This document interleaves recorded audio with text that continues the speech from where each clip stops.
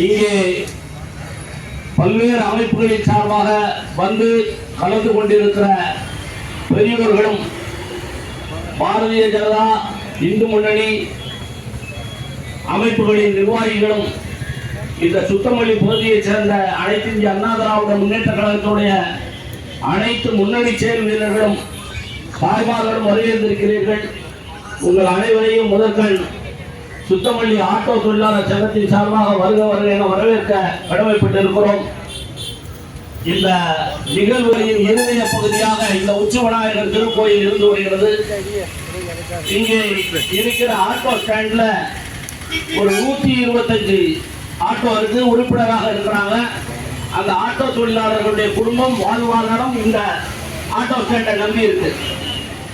இந்த சூழ்நிலையில இந்த விடியா திமுக அரசோட அதிகாரிகள், அரசு அமைப்பு உயர் அதிகாரிகள் இங்கே ஒரு பைபாஸ் ரோடு வருவதற்கான ஒரு ஆய்வு செய்து அதற்கான ஆய்வு அறிக்கைகளை தயார் செய்து அதற்கான சர்வே பண்ணி ப்ராஜெக்ட் ரிப்போர்ட் ரெடி பண்ணி அந்த சாலையை அமைப்பதற்கும் சுத்தமல்லி விளக்கில் அதுக்கு ஒரு ரவுண்டான அமைப்பதற்கும் முடிவு செய்திருக்கிறார்கள். இப்ப எங்களுக்கு ரோடு விரிவாக்கம் பண்றதுல மாற்று கருத்து இல்லை, ஆட்சேபம் இல்லை. ஏன்னா முதல்ல சப்ஜெக்டை தெளிவுபடுத்தணுங்கிறதுக்காக பேசுறேன். எங்களுடைய நோக்கம் ஆர்ப்பாட்டம் மட்டும்தான். இருந்தாலும் இது எதுக்காக பண்றோம்னு மக்களுக்கும் தெரியணுங்கிறதுக்காக எங்களுக்கு அந்த விரிவாக்கத்தை பத்தியோ ரோடு பெருசா வர்றதை பத்தியோ ரவுண்டான வர்றதை பத்தியோ தப்பு இல்லை.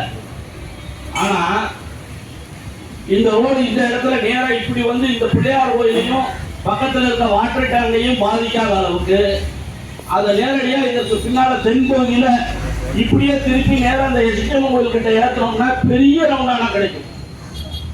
அதை இந்த அதிகாரிகள் கவனத்தில் கொள்ளல. என்னன்னு சொன்னா இந்த இடத்தையாவது பார்த்தா பக்கத்துல நெருக்கடியா இருக்கும். பிள்ளையார் கோயில் இந்த பக்கம் எழுத்தால பஸ் ஸ்டாண்ட் வந்துடும், இந்த பக்கம் பஸ் ஸ்டாண்ட் வந்துடும். ஆனா இதற்கு பின்னாடி இப்படி போகனா அந்த அந்த எஸ்டிஎம் கோயில் பக்கத்துலயும் அந்த நம்ம முத்து காம்ப்ளெக்ஸ் பக்கத்துலயும் பார்த்தா மிகப்பெரிய ரவுண்டானா இருக்கு. இது அதிகாரிகள் கவனத்தில் கொள்ளல. முதல் விஷயம். அடுத்தால என்ன பண்ணிருக்கணும், இதை போன்ற ஒரு நிகழ்வு நடக்கிற போது இத்தனை கோயில் இருப்பான், வாவுசி நகர் பிள்ளையார் கோயில் இடிக்க போறாங்க, இந்த பிள்ளையார் கோயில் இடிக்க போறாங்க. அப்ப என்ன பண்ணிருக்கணும், இந்த ஆட்டோ ஸ்டாண்ட் முழுமையா அழிவுறது ஒரு 125 குடும்பத்தோட வாழ்வாதாரம் பாதிக்கப்படுதுன்னா ஒரு சின்ன ஆலோசனை கூட்டம் இங்க இருக்கிற எல்லாருக்கும் இப்ப ஆர்ப்பாட்டம் பண்ணி ரோட்டுக்கு வந்தா அரெஸ்ட் பண்றதுக்கு கல்யாண மண்டப சாவியெல்லாம் வாங்கி வைக்கிற காவல்துறை.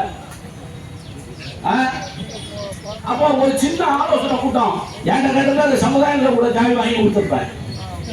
அதுல ஒரு ஆலோசனை கொடுத்த போட்டு கருத்துக்களை கேட்டுக்கலாம். இருக்க வியாபாரிகள் கருத்துக்களை கேட்டுக்கலாம், ஆட்டோ ஸ்டாண்ட்ல இருக்கவங்க கருத்து கேட்டுக்கலாம். இந்த பிள்ளையாரையே கூப்பிட்டுக்கிட்டு அவரையே வணங்கிக்கிட்டு அவரையே நம்பிக்கிட்டு இருக்கவங்க கூப்பிட்டு கேட்டுக்கலாம். அது கேட்கல. ஆனா மாவட்ட கழக செயலாளர் கணேசராஜா அவர்கள் வந்து இன்னைக்கு இந்த ஆர்ப்பாட்டத்துக்காக நேற்று ஒரு கண்டலன்ஸ்க்காக சென்னை போனவங்க இந்த ஆர்ப்பாட்டத்துக்காக காலையில மதுரைக்கு பிளைட்ல வந்து இறங்கி வந்திருக்காங்க. அவங்க எனக்கு ஒரு தகவல் சொன்னாங்க. ஏன்னா இங்கெல்லாம் இப்படி மாற்ற மாட்டேதான், இப்படி இந்த ரோடு போய் பண்டாரகுளம் போகுது. பண்டாரகுளத்துல இப்ப இருக்கிற திமுக செயற்குழு உறுப்பினர் பேச்சு பாண்டிய இடத்துக்கு அடுத்தால இன்றைய திமுக அமைச்சர் பிடிஆர் பழனிவேல் ராஜனுடைய பையன் பிடிஆர் பழனிவேல் தியாகராஜனோட இடம். அது கிட்டத்தட்ட ஏக்கர் கணக்கில் ஒரு 12 ஏக்கர் 500 ஏக்கர் இருக்கு. முதல்ல போட்ட ப்ராஜெக்ட் அவர் இடத்துக்குள்ள ஓடி வந்த ரோடு. அவர் இப்ப மந்திரியான உடனே அவர் இடத்தை தாண்டி போடுதான் ரோடு. அப்ப பழனிவேல் தியாகராஜனுக்கு ஒரு நியாயம், எங்க உச்சிப்பிள்ளையாருக்கு ஒரு நியாயமா? இது எங்களுக்கு கஷ்டமா தானே இருக்கும்.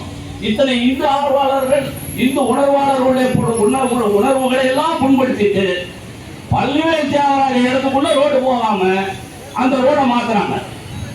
அதே மாதிரி இன்னொன்று, இந்த சாலையை இன்னொரு வழியும் கொண்டு போகலாம். அண்ணாச்சி ஏஆர் சுப்பிரமணியம் அவர்கள் சட்டமன்ற உறுப்பினராக இருக்கும்போது இதே சாலையை சர்வே பண்ண வச்சு இந்த இடத்துல போகுது. இந்த சாலை ஓவர்கந்த ரோட்ல வந்து ஸ்ட்ரைட்டா இப்படி கூடி அந்த ஹவுசிங் போர்டு பக்கத்துல கூடி ரயில்வே லைனை கிராஸ் பண்ணி போறதுக்கு சர்வே பண்ணி அதுல லைட் எல்லாம் போட்டாச்சு. அந்த சாலை ஸ்ட்ரைட்டா போகலாம். இப்ப தேவையில்லாம அதை மேக்க திருப்பி அதுக்கப்புறம் வடக்க பார்த்து திருப்பி பண்றது. அப்ப நீ இங்க சர்வே பண்ணி எடுக்கப்பட்ட இடம் பூரா அப்படியே இருக்கு. இப்ப இந்த பக்கத்துல இருக்கிற ஒரு பிரமநாயகம் காம்ப்ளெக்ஸுக்கும் இந்த காம்ப்ளெக்ஸுக்கும் மத்தியில சாலைக்கான இடம் எடுக்கப்பட்டு ஆர்டிலம் செய்யப்பட்டு அதுல தெருவிளக்கெல்லாம் போட்டாச்சு. அது போக ஹவுசிங் போர்டு காலனி வரைக்கும்.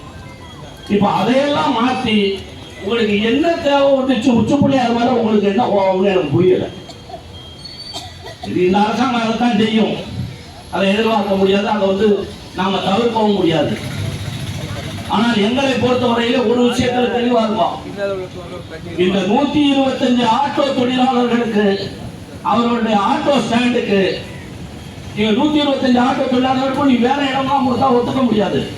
இவன் இங்க இருந்து மைக்ரேட் ஆகி நீ எங்கேயாவது கிழக்க மேல ஒரு ஆட்டோ ஸ்டாண்டு கொடுத்தன்னா பக்கத்தில் இருக்க ஆட்டோ ஸ்டாண்டோட தகராறாயிரு. அதுலயே இரண்டு ஒரு பிரச்சனை வந்துடும். அதனால இந்த ஆட்டோ தொழிலாளர்களுக்கு இதற்கு அருகிலே அதிகபட்சம் அந்த பக்கம் 100 மீட்டர் இந்த பக்கம் 100 மீட்டருக்குள்ள ஒரு ஆட்டோ ஸ்டாண்டுக்கு இடம் ஒதுக்கி தர வேண்டும் இந்த அரசாங்கம். எங்க நோக்கம் அதுதான். அதுக்கு அடுத்தால இந்த பிள்ளையார் கோயில் எல்லாரும் நினைச்சிட்டு தான் உச்சி பிள்ளையாருன்னு. இது ஏறக்குறைய 30 வருஷமா இருக்கு இந்த பிள்ளையார் கோயில். இங்க இருக்கிற ஆட்டோ ஸ்டாண்ட்ல இருக்கிற ஒவ்வொரு தொழிலாளரோட உழைப்பும் உதிரமும் அதுல கலந்துருக்கு. இந்த பிள்ளையார் கோயில் புறம்போக்கு நிலத்துல இருக்கு அப்படின்னு சொல்லி இன்னைக்கு வரைக்கும் இபி சர்வீஸ் கொடுக்கப்படல. ஆனா அண்ணா திராவிட முன்னேற்ற கழக ஆட்சியில நயினார் நாகேந்திரன் மந்திரியா இருக்கும்போது, நான் யூனியன் சேர்மனா இருக்கும்போது, நான் ஒன்றிய கவுன்சிலரா இருந்த காரணத்தால இங்க ஒரு சிண்டெக்ஸ் டேங்க போட்டு அந்த சிண்டெக்ஸ் டேங்க்ல இருக்கிற இபி சர்வீஸ்ல விநாயகருக்கு இன்னைக்கு வரைக்கும் லைட் எரியுது. லைட் அணைக்கிறதுக்கு திமுக வந்துட்டா. நாங்க லைட்டை போட்டு வச்சு அதை அணைக்கிறதுக்கு வந்துடலாம். அடுத்தால அந்த பிள்ளையாருக்கு ஆத்து தண்ணி முன்னாள் ஊராட்சி தலைவர் பிரமநாயகம் இல்ல கொடுத்து வச்சிருக்கோம். இதே மாதிரிதான் அந்த வஉசி நகரில் இருக்க பிள்ளையார் அங்க இருக்க வஉசி நகர்ல முதல்ல அங்க குடியிருப்புகள் வரும்போது அமைக்கப்பட்ட பிள்ளையார் கோயில், அந்த கோயிலையும் இப்ப இடிக்கிறதுக்கு எஸ்டிமேட் போட்டான். அதுக்கும் அவர் மின்சாரத்துறை அமைச்சராக இருக்கும்போது இன்றைய பிஜேபி தலைவர் மரியாதைக்குரிய பள்ளியார் நயினார் நாகேந்திரன் அதுக்கும் சர்வீஸ் வாங்கி கொடுத்தாப்பான். அது சர்வீஸ் வாங்கி கொடுத்து அது அனைத்து சமூகத்தினரும் வழிபடுகிற கோயில் சொல்லி டேரிஃப் நம்பர் கூட மாற்றி கொடுத்துருந்தாங்க. இப்ப இந்த 2 பிள்ளையாரும் இடிபடும் போது ரத்தம் கசியுது மனசுல. அதுக்கடுத்த ஒரு 125 ஆட்டோ தொழிலாளர்கள் இங்க இருக்க ஆட்டோ தொழிலாளர்கள் இவங்க தெரியும். அப்பப்ப நிறமாறுவாங்க எனக்கு தெரியும். திடீர்னு சிஐடிமா அதுக்கு முன்ன இந்து முன்னணியை கூட்டு வந்து குடியேற்றுவான். அதிமுக ஆட்சியில் அண்ணன் போட்டுருவான். எனக்கு நோக்காது இல்ல, இவன் அவ்வளவு பேரும் எனக்கு சொந்தக்காரன். இவனோட வாழ்வாதாரம் பாதிக்கக்கூடிய எந்த வகையிலும் இருந்துட்டு போறான். அதை பத்தி எனக்கு கவலை இல்லை. ஒரு 125 ஆட்டோ தொழிலாளர் அவன் வாழ்க்கை பாதிக்கப்படாதது மட்டும்தான் நோக்கம். அதற்காக தான் இந்த ஆர்ப்பாட்டத்தையே வடிவமைச்சோம். அப்ப கூட என் மாவட்டத்தில் சொன்னாங்க, பாலாஜி சொன்னாரு, எப்படினாலும் இவ்வளவு பண்ணி தான் தீர்வான், ஆனா கூட ஒரு டைம் எடுத்து பண்ணுவாங்க. இல்ல இல்ல இது அவசரமா பண்ணணும். என்ன காரணம்னா 2 நோக்கம். எங்களுக்கு பிள்ளையாருக்கு மாற்று இடம் வேணும். இவ்வளவு பெரிய பிள்ளையார் கோயிலை உருவாக்க கஷ்டப்பட்டு பணம் செலவழிச்சவங்களுக்கு அதற்கான கான்ட்ரிபியூஷன் வேணும், அதுக்கான இழப்பீட்டு தொகை வேணும். அதுக்கு அடுத்தால ஆட்டோ தொழிலாளர்கள் ஒரு ஆட்டோ ஸ்டாண்டுக்கு இடம் வேணும், 20 சென்ட் இடம் வேணும். இது மட்டும்தான் எங்களுடைய கோரிக்கை. இதை வலியுறுத்தி மட்டும்தான் நாங்கள் இன்னைக்கு ஆர்ப்பாட்டம் பண்ண போறோம். அதற்காக வருகையில் வந்து எங்களுடைய வேண்டுகோளை ஏற்று வருகின்ற எங்களுடைய மாவட்ட செயலாளர் அண்ணன் கணேசராஜ் அண்ணன், அண்ணன் பாலாஜி அண்ணன், இந்து மகாசபை நிர்வாகிகள் அண்ணன் பரமநாயகம் மற்றும் வியாபாரிகள் சங்கம் அனைவருக்கும் எனது இதயபூர்வமான நன்றியை காணிக்கையாக்க கடமைப்பட்டிருக்கிறேன். யாருடைய பெயரையும் விடுபட்டிருந்தால் தயவு செய்து மன்னிக்குமாறு அன்போடு கேட்டுக்கொண்டு